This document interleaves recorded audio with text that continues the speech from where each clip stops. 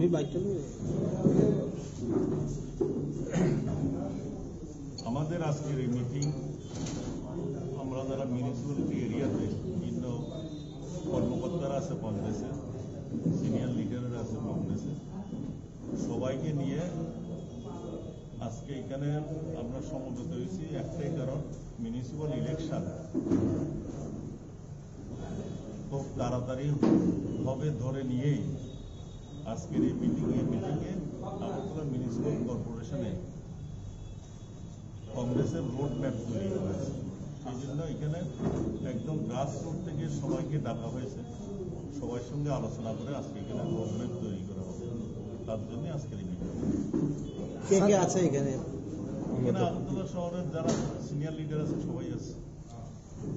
Sir, ADC নির্বাচন নিয়ে আপনারা প্রেসিডেন্ট থেকে, ব্লক প্রেসিডেন্ট থেকে, ওয়ার্ড প্রেসিডেন্ট থেকে, মহিলা কংগ্রেস সবাই সমস্ত নেতা নেতৃত্ব আছে।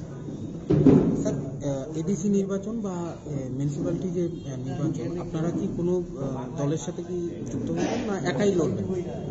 আমরা একা লড়ার জন্য প্রস্তুত।